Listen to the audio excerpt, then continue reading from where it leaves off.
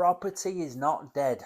Okay, I've just finished a call this morning, and one of my mentees is saying, is there going to be a housing crash? Am I doing the right thing? And so on. It's typical, really, for people that are just new to the environment and so on and new to property investing. Now, what I need you to do though is before I go on, it's not going to be a rant, definitely not. I hope it's not going to come across as a rant. I need you to spend 2 or 3 seconds, just hit that subscribe button, okay? You're going to keep up to date then with lots of new things from the Black Belt Property Accelerator, the Black Belt Property Academy as well, okay? So hopefully you've hit that subscribe button. So getting back to the main point then, property is not dead. If you study any of the wealthiest people over the last 10, 20, 50, 100 years, you know, have a look, pick up one of the rich lists when they come out every April or May here in the UK, okay? They've 99% of them have got something to do with property, slash real estate or anything like that. So property is not dead. But if you buy property for £100,000 and you buy another property for £100,000, that does not necessarily mean that both properties are equal. They're not going to both provide the same amount of passive income. They're not both going to provide the same amount of return on capital employed, which is a fantastic metric to measure. They're not going to perform the same. So again, it's the same really, again, regardless of what price you're looking at. What's your strategy? What are the goals you're looking to achieve? It all boils down to your why. Are you looking to escape your job? Are you looking to just build up a little bit of extra passive income? If you are, well done. Are you looking to build up passive income to then look to, get out of your job?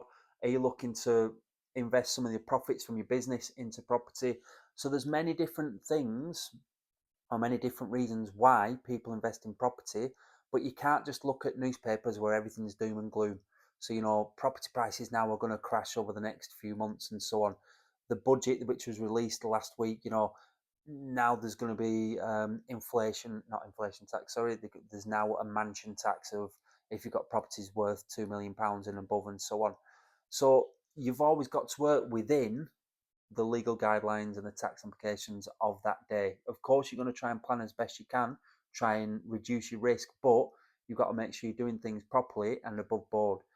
I know though, in 10, 20, 30, 40 years' time, the properties that we're purchasing now in 2025 will be worth far more in 2035, 2045, whatever it is.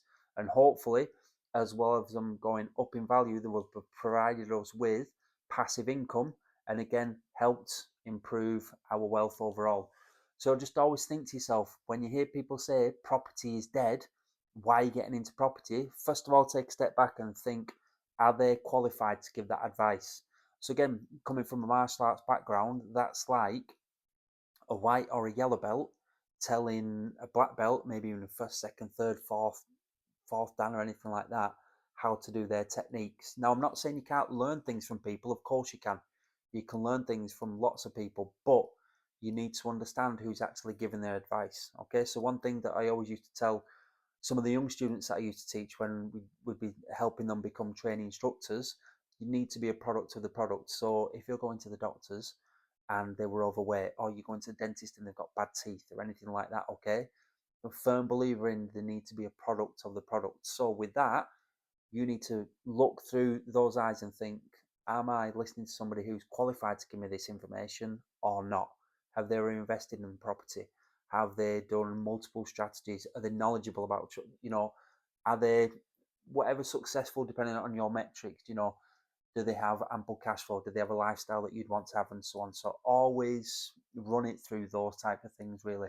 So to summarize, property is not dead. You need to be educated. You need to know how to stack deals, and you need to know more than just dumping 25% in a property and just relying on the rent coming in each and every month. That in the long run is still a fantastic strategy. There's nothing wrong with buy to lets. Again, 90% of our portfolio is boring vanilla buy to lets, but you need to have access and knowledge of other tools. Okay, so that might be creative finance, it might be lease options, it might be doing the BRRR strategy, it might be commercial to residential, whatever it is. But I know that if you're going to be serious about property, treat it serious, not just 1 foot in, 1 foot out, and track certain things, that you will be successful, especially if you've got a decent mentor who knows what they're doing. Anyway, good luck.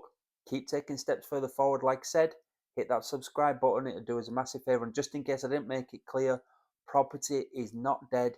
You need to be educated and you need to know what you're doing. Adopt that Kaizen mindset, okay? Continually improving each and every single day. Continual improvement all the time. Good luck, everybody, and I'm going to try and smile next time. Good luck.